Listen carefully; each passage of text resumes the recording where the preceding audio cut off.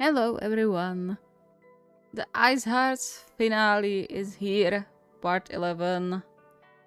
Phew, what a journey! Honestly, I don't know what I expected from this series, but hey, as I said at the beginning, I just really wanted to try voice, something I've created before for AO3, so I'm happy with how it went. As always, special thanks to my lovely patrons and all of you who subscribe and watch these videos, especially nowadays. You are keeping this channel alive and going. Thank you very much, and enjoy the finale! His chest constricted as he walked through the hospital door. He hated hospitals and avoided them as much as he could. Everything reminded him of that stupid wheelchair he spent a whole year on, of the countless hours of waiting, fearing, and hoping. Waiting for the results of his latest surgery. Fearing it was all useless and he won't ever walk again. Hoping it would all end soon, one way or another. He swallowed hard when he noticed one of the patients being rolled around in a wheelchair, and quickly followed Oikawa and Iwaizumi, trying not to think about the past too much. He was there to see Kyotani, to make sure he was alright and see if there was hope he could maybe soothe things between them. If he doesn't hate you already. His mind helpfully replayed Kyotani's words to him. If you aren't able to at least respect that, then this relationship isn't going to work out. He clenched his fists to stop them from straying to his hair again. There was a high chance Kyotani wouldn't want to have anything with him anymore. His words could be just a warning as well as a full breakup of everything they had between them. He knew that.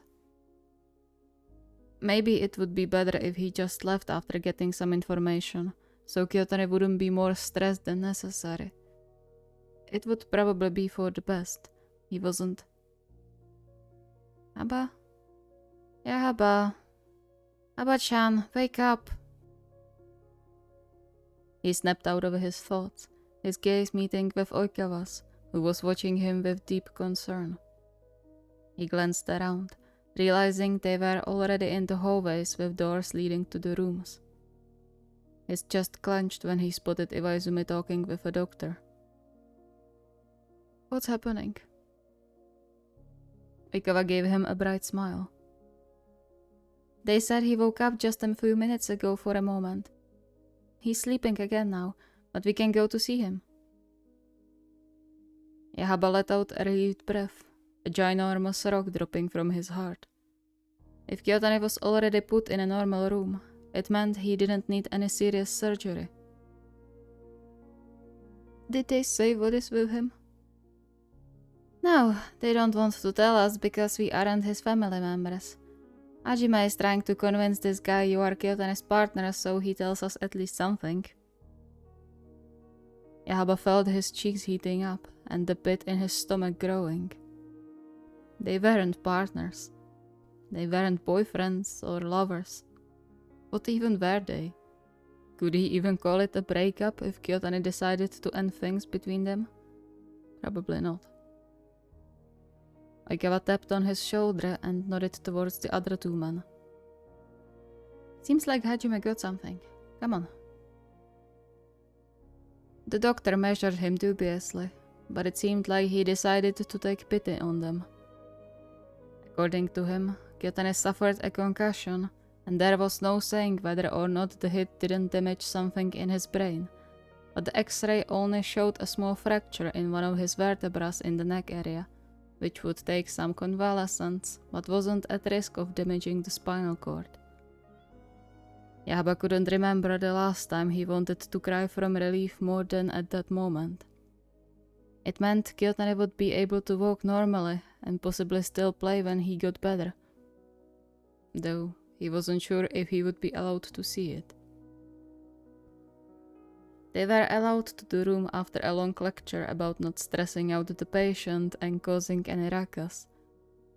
KyouHaba bit his lip hard as they walked into the room, blinking away the mist entering his vision.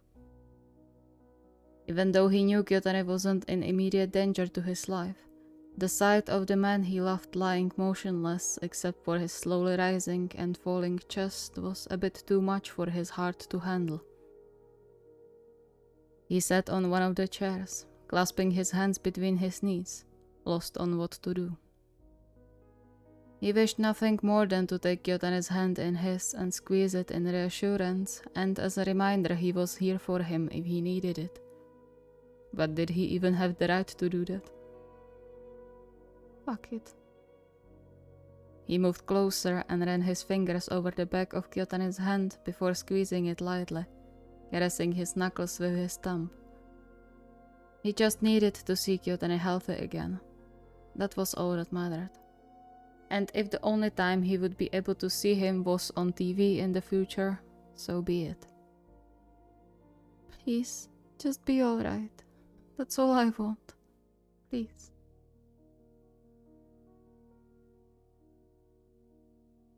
He got jolted awake by a weak grip tightening around his fingers. He looked around in panic, noticing Iwaizumi and Oikawa were gone. What was more important, however, were Kyotane's eyes fluttering open. He bit his lip to silence the happy scream that wanted to be let out, and instead returned the squeeze. Kentaro. Gyotane blinked a few times, his eyes roaming around the room before they stopped at KyouHaba. Shige, what are you? KyouHaba averted his gaze, staring instead on their connected hands to prevent Gyotane from seeing the tears forming in his eyes. I was worried about you. You cost me a few grey hair, you know. How can you tell? They are already silver. KyouHaba let out a strangled chuckle. True. Gyotane shifted a bit, groaning as he freed his hand from KyouHaba's grip and held it to his head, his face scrunching in pain. What happened? KyouHaba clasped his hands together, awkwardly playing with his fingers while still avoiding looking at the other. You hit the boards after you went after the puck, and the other guy accidentally tripped you. The doctor said you have a concussion and some small fracture in your neck, but it shouldn't cause any problems. He paused, his heart sinking. Your captain is here too. At least he was here before. I guess they just went for coffee or something. There was a short silence before Gyotane hummed and tapped his fingers on the bed, seemingly deep in thoughts. Did Iwaizumi call you? No, I was there when it happened. I saw it. He took a deep breath and hesitantly met Gyotane's confused gaze. You really scared me, you know? Wait, why were you there? I thought... You said you hate hockey and you won't change your opinion. So why? Because I wanted to apologize for what I said. But I came too late, so I thought I will talk with you after the game, but then it happened and I was so scared you were going to die or that you would end up paralyzed like me and hate me for causing it, and then we went here and the doctor said... Wait, slow down. What are you talking about? Why would I hate you? What do you mean paralyzed like you? KyouHaba froze. This is it. Because if we didn't argue, if I went with you, it wouldn't happen because you would be focused on the game and not anything else. I'm sorry, He flinched when a slightly calloused hand covered his own, the familiar touch sending a weak shockwave through his arm. He sniffed and closed his eyes, unable to look up. Shigeru, look at me. Shaking his head, KyouHaba tried to pull away, but Kyotani held him surprisingly firmly for someone who just woke up after being unconscious. Please, look at me. KyouHaba hesitantly looked up, his heart hammering against his ribs. Kyotani's eyes were firm, but not hateful. At least he didn't think so. I'm sorry.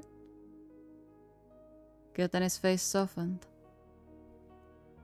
Don't apologize for something that's not your fault. But... Don't. It was just a bad decision. I should have let the puck go. Not your fault. I could never hate you. I love you too much for that. KyouHaba let out a shaky breath, some of the tension leaving his body. Some, but not all. Still, I'm sorry for being so stubborn about hockey. I know it's important for you and I should have been more understanding about it. But it's difficult. The warm hand moved to caress his cheek. Why do you hate hockey so much? Is it because of your ex? KyouHaba sighed. He really didn't want to talk about his past. Not now. But he knew Watari was right, and they had to talk about it if their relationship was supposed to continue. And he desperately wanted it to continue. It's partially because of him, but it's mainly because I just can't stand watching people pushing each other on the boards. Shigeru. No, please, let me speak. It's not really about violence, that was more about him. I just... When I see someone hitting the boards, I mentally get back and it makes me sick and scared and... It's like reliving it all over again. He felt Kyotani going still for a moment before he resumed the small movements of his thumb on his cheek. What happened to you? I was practicing for one competition. I really wanted to win that one because it would mean a straight pass into a championship. I wanted to try a quadruple jump, but I landed wrong and crashed my back into the boards. He took a shaky breath. I knew something was wrong when I couldn't get up, but I thought it's just shock or something. But then they told me I had 2 fractured vertebrae and that it damaged the spinal cord. They said I might have put too much pressure on my spine when practicing and that it was already damaged when I hit it, and that's why it got broken. He instinctively took Kyotani's hand in his, clinging to it as if it was an anchor. I spent the next year in the wheelchair, going around doctors to try to get myself back on my feet. I guess that was the time I realized he didn't really care about me and I ended it. But I felt so alone in it and no surgery was helping for a long time. And when I finally could walk again and stand on the ice, it felt all wrong. I was scared it will happen again, that I will end up paralyzed for the rest of my life and I couldn't go on. That's why you ended your career? KyouHaba nodded. I just couldn't stand on the skates without thinking it will happen again. I still can't look at boards, anywhere, without thinking about it. That's why I can't watch hockey anymore. It reminds me of all the things that happened with him. But also because whenever I see someone hit the boards, it takes me back and I get scared. That's also why I was so wobbly when we went skating. Kyotani's eyes widened, guilt flushing over his face. Oh God, I'm so sorry. If I knew, I would never take you there. Don't be sorry. I really enjoyed it, I swear. I was telling the truth when I said I feel safe knowing you won't let me get hurt. Kyotani sighed and tugged him closer, making KyouHaba sit on the side of the bed. Why didn't you tell me sooner? Because I don't want to remember it. I want to enjoy being with you without thinking about my past, because I feel safe and happy when I'm with you, and I don't want to ruin it. But it's hard when your life revolves around something that reminds me of everything bad that happened. He bit his lip and looked away. I know it's my problem, not yours. And I'm trying to work on it, really, because I love you and I want to be with you. But I'll understand if you don't want to wait for me to deal with that. Silence settled in the room, and KyouHaba's heart sank. This is it. Who would have time for this? He's ending it while he still can. Shige. He flinched and squeezed his eyes shut. Just be quick about it, please. He yelped, his heart threatening to jump out of his chest when he got pulled down to Kyotane's chest, the strong arms wrapping around his waist. Ken? You should have told me sooner. KyouHaba blinked in confusion. Sorry? Kyotane's warm breath tickled on his neck as he hugged him tighter, the ever so gentle hands rubbing his back. He sagged into the hug and buried his face into Kyotane's shoulder, hiding the tears spilling from his eyes. I thought you would tell me to leave. You are worth every wait, Shige, no matter how long it is. You might have trouble believing it because of what that asshole did to you, but trust me in this, okay? And KyouHaba did trust him, in everything. He smiled, surprised by the thought. It was a strangely freeing feeling, now spreading through his chest, making him excited for the future of their relationship together. He paused and pulled away a bit, just to see into Kyotane's eyes. What are we? Kyotane tilted his head and hissed when the fixing collar stopped him, returning his head into a normal position. Anything you want us to be? I want us to be together, like in the last week. We don't have to live together, but just being with you makes me happy. So, I really want us to be together. Kyotane chuckled, the low rumbling sound making KyouHaba all warm and fuzzy inside. I take it you want that too? How could I ever say no to that? He got tucked closer again and laid his head on Kyotane's shoulder, carefully minding his hurt neck. He could probably stay like this forever if it wasn't for the hospital. But as soon as they would get home, he wouldn't mind it in the slightest. I really want to kiss you right now, you know? Then do. Gentle fingers were immediately in his hair, pulling him slightly down to connect their lips. KyouHaba sighed contentedly into the kiss, his mind going blank for a moment. He really could get used to this. Aw, look at them, Hajime. So sweet. KyouHaba startled and jumped back, his breath hitching. Iwaizume smacked Oikawa's head. You have to ruin everything, don't you? I'm sorry, we didn't want to disturb you. We brought you some food and we will take our leave. But Hajime... No, you can catch up with your friend later. You are too obnoxious. Meanie. Iwaizume rolled his eyes and KyouHaba snickered. He got up to take the offered food, nodding in thanks before putting it on the bedside table. Iwaizume squeezed Kyotane's shoulder. Make sure you are fit for the spring season, or I'll never forgive you. It perhaps sounded as a threat, but the soft smile tugging in the corner of his mouth betrayed him. Kyotane huffed a short laugh.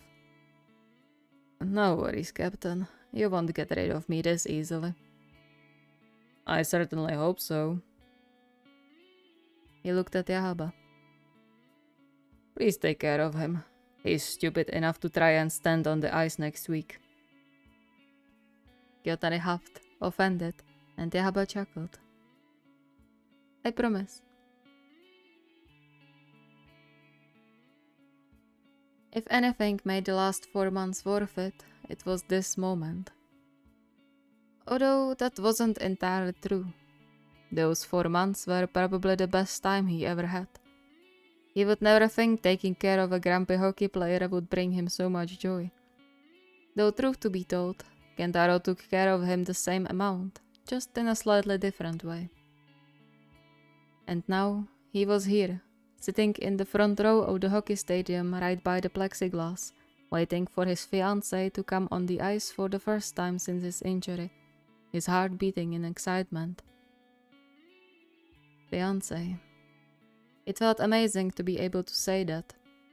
He knew he was still being unnecessarily reluctant about some things, torn between being scared of messing up and worrying he was taking too long and Kentaro would get bored and leave.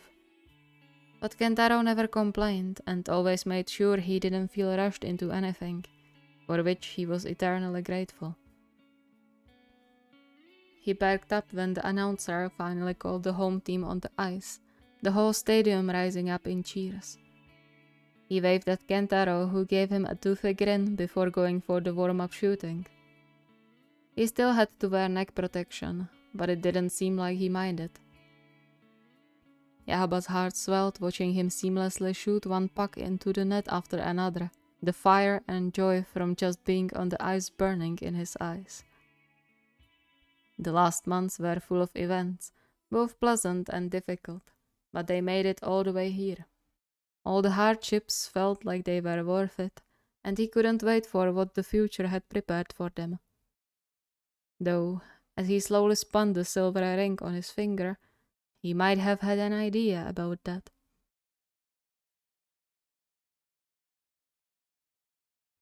And that's a wrap up. Thank you so much for watching. I hope you enjoyed this part and the whole series / the whole story. I don't know what I should say about it because, again, as I said at the beginning, this was one of the stories I was very proud of. But maybe I shouldn't have revisited it. Yeah, but at least I see the progress, I suppose, and I'm still fairly happy about it. Also, look forward to the supercut, because there might be an extra scene in that. So keep an eye out. If you have any requests or ideas, the request form is linked in the video description. See you next time.